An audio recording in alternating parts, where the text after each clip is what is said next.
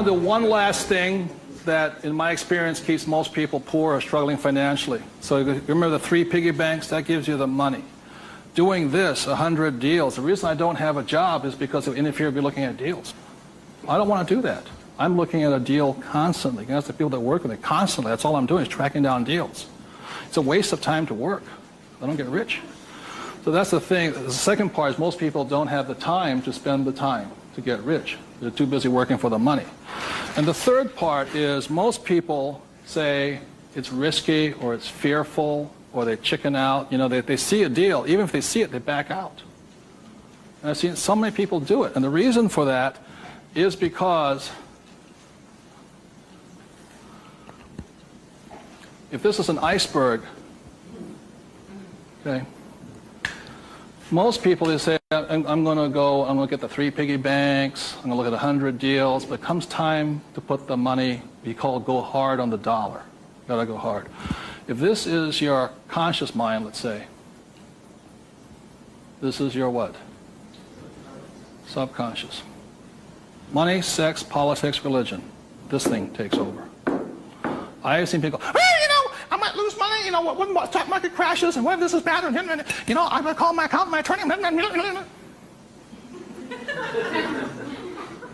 This talks. I see them walk away from it. Well, I'll think about it. It doesn't cost you anything to buy a piece of property. Nothing. It costs nothing. It's called you put an option down on it. I sit there and say, well, you got $1 million? I said, here's a $20,000 check. Don't cash it for a week. I'll see you. I option it. Same as in the stock market, option. I don't use the thing. It doesn't cost you any money to buy a piece of property. But people will talk themselves out of it. Instead of interacting, these guys are reacting. And it's really tough here in Arizona, or you don't know what it's like to be in New York. I'm going, it doesn't make any difference, because the problem is between your ears. Because the fears come up, they start talking. You can't talk to these people at that moment. They're like,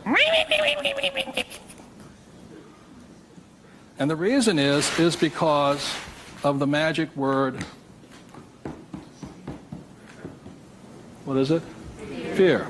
And what happens to the average person, fear stands for false evidence appearing real. And what I mean by false evidence is that if this starts talking, they'll start gathering the evidence to make sure that it's real. Well, you know that most businesses fail. Let me show you the facts, and let me show you the stats.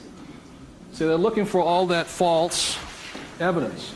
They'll validate, they'll justify it. They'll call their mother, their sister-in-law, their brother-in-law. Yeah, we agree with them. Am I right? They'll make it real. It's not real. Like, I got crucified that said, that the 9 out of 10 businesses fail. I said, that's correct. Most of them fail, but one makes it. I said, look, I failed twice. Twice I was part of the 9, but once I made it to the 10. The difference between you and me is you haven't failed at all yet.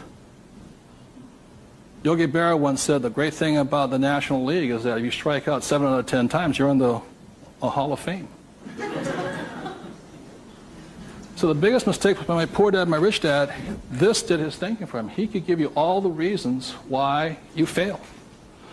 When I failed, I felt terrible for about a year. It was horrifying. I lost millions of dollars. Self-esteem, I was homeless again, on the street and all this. But once I got that back, I was stronger. Then I failed the next time. A little bit, 6 months, depression. Third time I hit it.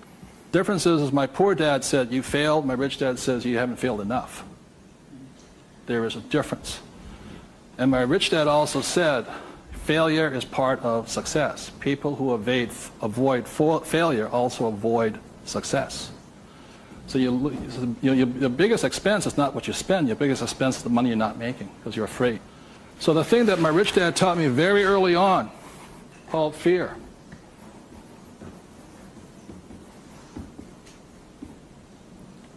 Fail early and fail responsibly. Look, if you know you're going to fail, do it now. Don't wait. Because each time you make a mistake, you get smarter if you do it responsibly.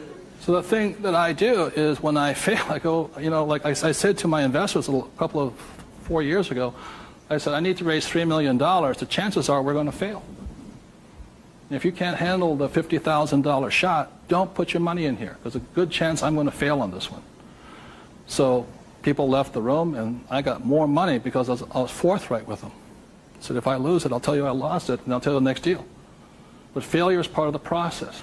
So the thing that I say to people is fail early, correct, but fail small. The first deal my wife and I did when we got back into real estate was a $45,000 deal, $6,000 down. If we failed, we would have got smarter than somebody who didn't fail at all. But we didn't. So we pushed the boundary, going bigger and bigger, hoping to fail.